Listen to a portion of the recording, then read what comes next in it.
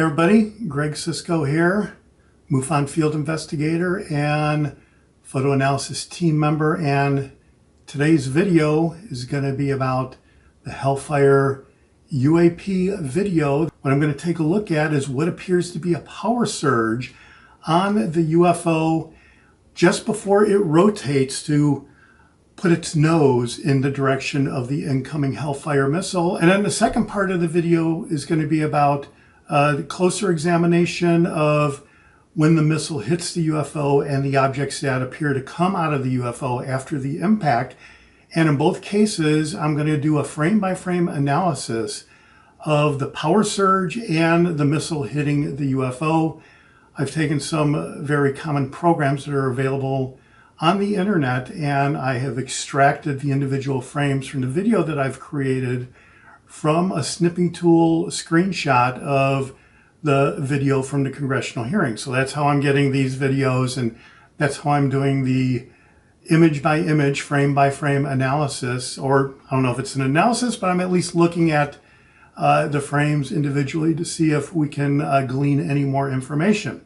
So first up, let's go over the video itself, which is right here. I think you're going to recognize this, and what you're going to see is the UFO in the middle of the screen. You see there's a crosshair and there's a box surrounding the UFO, and that is the laser designation target lock from the system that is doing the laser tracking for the Hellfire missile to impact the UFO. And what you're going to see is the UFO is going to go super bright. It's going to be like, to me, it looks like a power surge. And after that point, it's sort of like it became aware that an object was coming toward it, is the highly controversial part, I guess.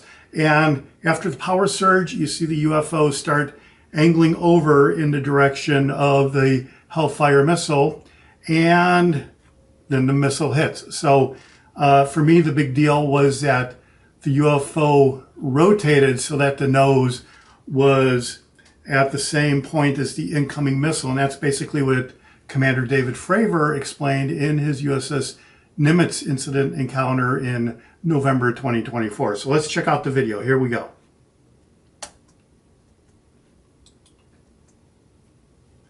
All right, so there's the power surge right there. And let's stop a little bit and let's back up real quick.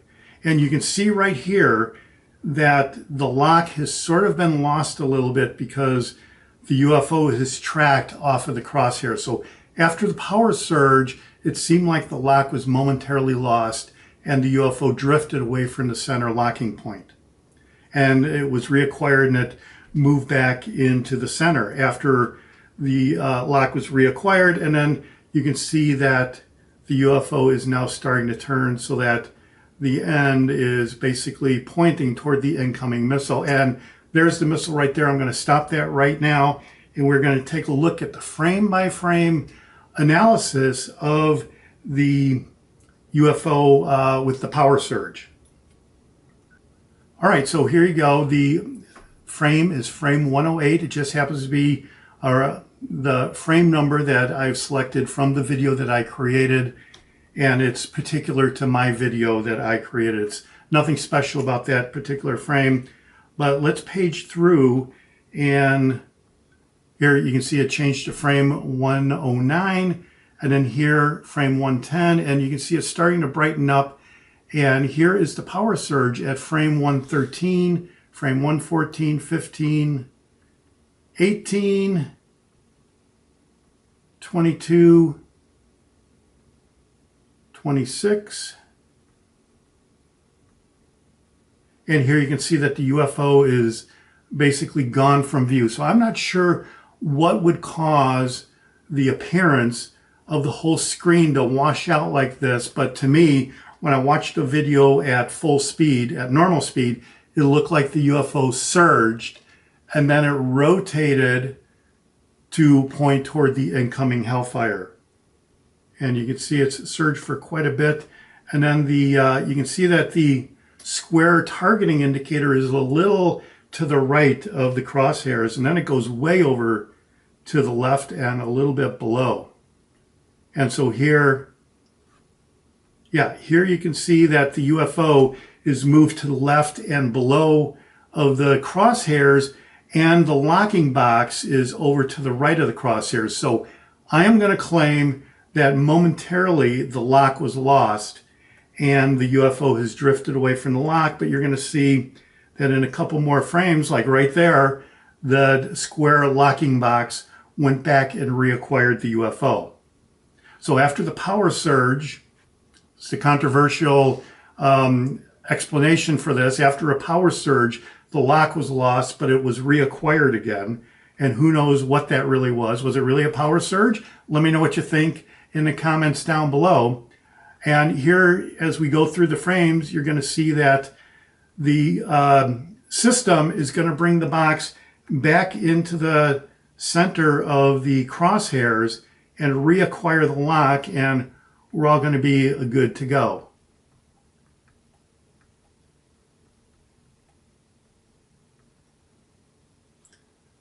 Right, so there you go. So we are back in the center. It's going to drift a little bit to the left and basically stay right there. So now we are recentered. And that's basically my analysis, my frame-by-frame analysis of the power-up. So let's go back and look at the video and see what you think again. Let me go back here and we'll look at that power burst, or what I'm calling a power burst. And yeah, see, boom. And you can see it wobbles around and then it recenters and everything is all good. Now I'm going to let the video go until the Hellfire missile comes into the screen.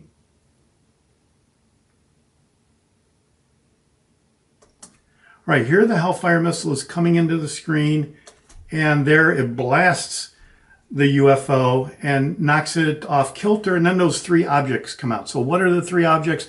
That was what my previous video was about. I speculated that the three objects may in fact be the ejection pods for the entities that were inside the UFO. Is that really what it is?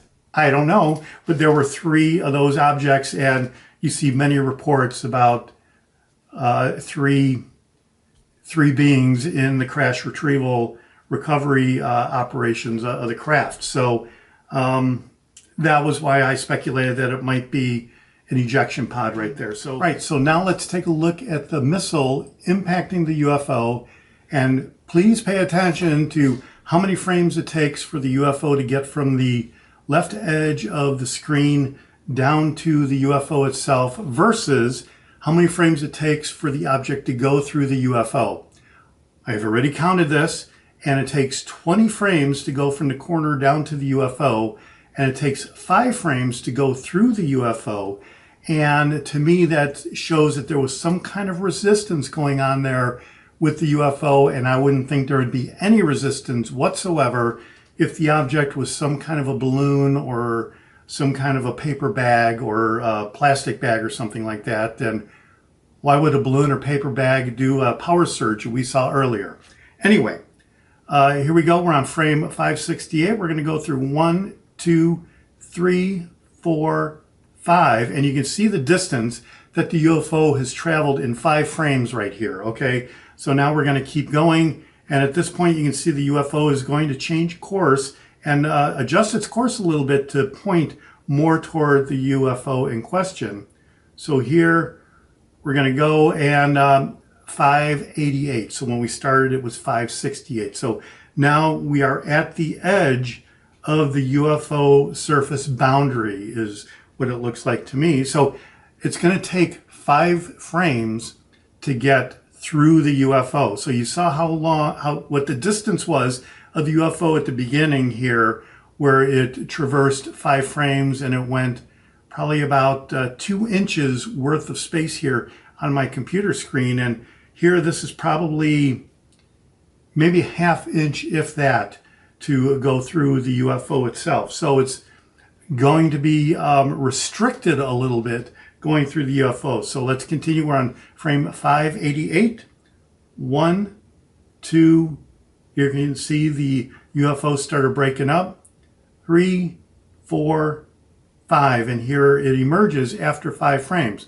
So to me, well, You can see that it took 5 frames to get through a little area where the UFO was versus the distance that it traveled in 5 frames prior to hitting the UFO. So I'm going to claim that the UFO was a little bit more significant than, say, a balloon or random debris bag or something like that floating in the atmosphere. Why would a laser lock onto a bag anyway? So it would have to be something solid. A balloon would certainly be solid, but I would think that the resistance would be much less if this were a balloon. Maybe not. Maybe this proves that it was a balloon. In any event, let me know what you think down below. And how about that power surge that we saw early on? Let me know what you think about that. And I will see you on the next video. Take care, everybody.